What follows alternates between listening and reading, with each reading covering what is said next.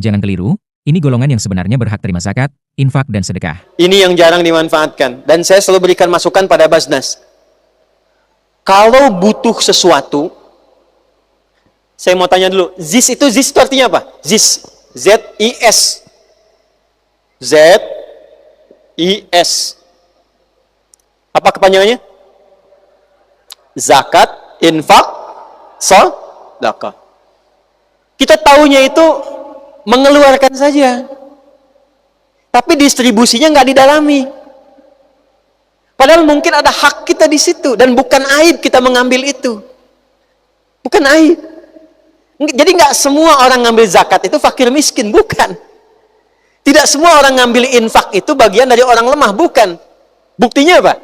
Orang tua nggak boleh dizakati. Tapi harus diinfaki. Istri, ibu kalau dapat dari suami namanya apa? Uang bulanan itu yang dikasih namanya apa? Nafkah. Nafkah itu, Bu, singkatan dari infak. Singkatan dari infak namanya nafkah.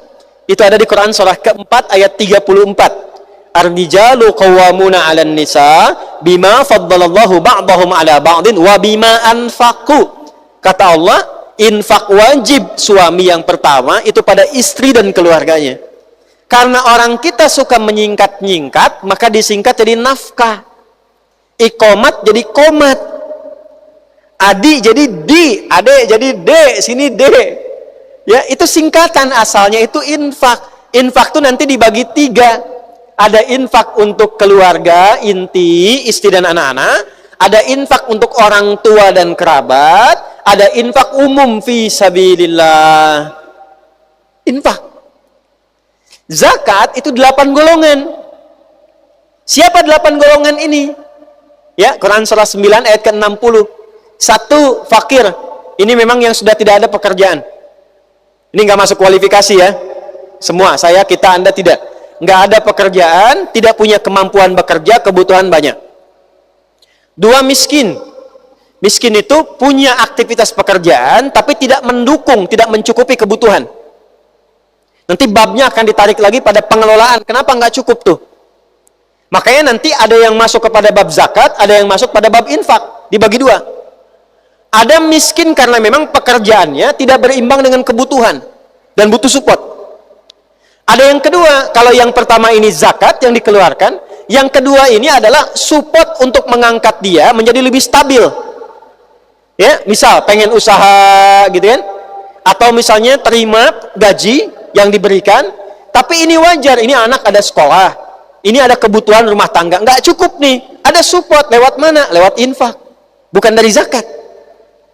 Dan bukan aib ketika menerima itu, bukan aib. Coba maaf nih, kalau ustadz ceramah itu, biasanya dikasih apa tuh amplopnya?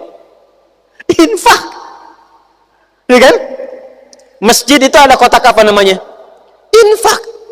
Dan sebagian dari infak itu kan diberikan pada siapa? Ada pengajar, ada anak belajar, ada orang untuk beasiswa, bukan aib. Jadi maksud saya, kalau nanti ada kebutuhan-kebutuhan yang sifatnya pinjaman, kerjasama dengan ZIS dibandingkan dengan pinjam online. Ya sama. Kalau ada ingin penguatan program, boleh kerjasamakan. ZIS itu punya porsinya. Saya sampaikan kepada teman-teman di Basnas, ada konsep yang tidak tepat sekarang. Kalau dari Nabi, diambil dari kewajiban orang yang wajib mengeluarkan zakat dan infak, di tempat itu, lalu disalurkan di tempat itu dulu. Misal, zakat infaknya Pekanbaru, disimpan di Basnasnya Pekanbaru. Itu kalau versi Nabi, jangan di-store ke pusat dulu. Diselesaikan kebutuhan di wilayah Pekanbaru. Nanti koordinasi. Ya. Jadi kalau misalnya di Madinah Umar ini megang kendali, Umar koordinasi. Ya. Mana panglimanya? Datang. Mana bagian kementerian? Datang. Berapa bagian dari porsi ini yang harus disalurkan kepada, ini sudah ada kualifikasinya. Ini fulan.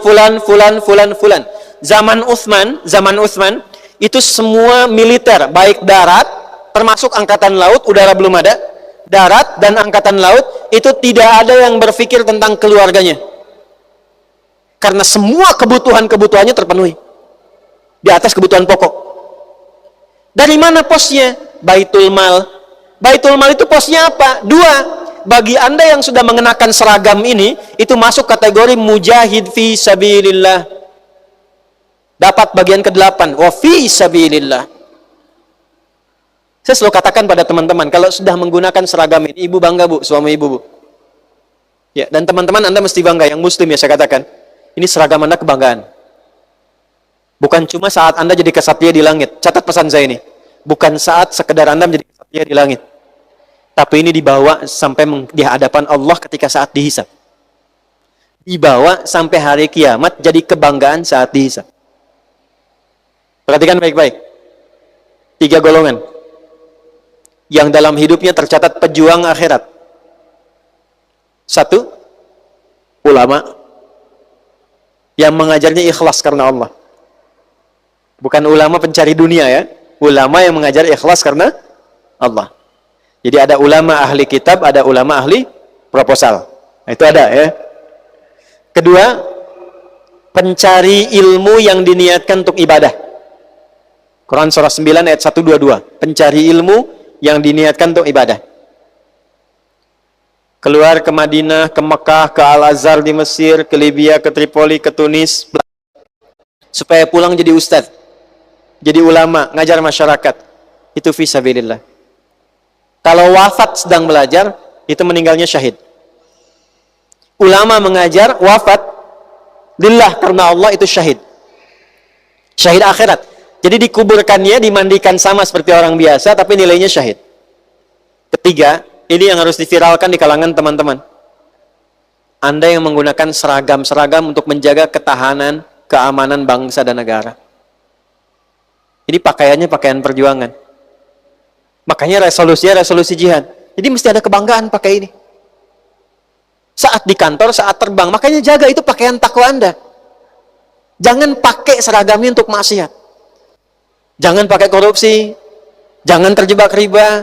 Jangan pakai untuk menipu. Karena ini kebanggaan saat pulang. Saya pakai baju ini, Anda pakai baju itu. Di mana ayatnya? Surat Quraisy. Falyabudu rabb hadzal bait alladzi at'amahum min ju' wa amanahum min khauf. Orang-orang yang mendedikasikan dirinya untuk menjaga keamanan, ketertiban, kenyamanan, ketahanan, dan diniatkan ibadah. Ini poinnya. Diniatkan ibadah karena Allah, itu fi sabilillah. Nanti babnya di Riyadhus Shalihin, dari 1896 hadis yang ada di dalamnya. Lihat bab pertama tentang ikhlas. Orang yang pakai seragam, kata Nabi, berjuang, dan dia niatkan karena Allah. Dia jaga bela negara, tapi dia niatkan karena Allah. Itu ketika wafat fi sabilillah. Nah, fi sabilillah itu di masa lalu mendapat bagian zakat. Bukan karena fakir, bukan. Bukan karena miskin, bukan. Karena harus dipenuhi keadaan rumah tangganya, supaya saat dia berjuang tidak berpikir tentang anaknya sekolah lagi. Tentang istrinya bagaimana dapurnya harus bisa menyala.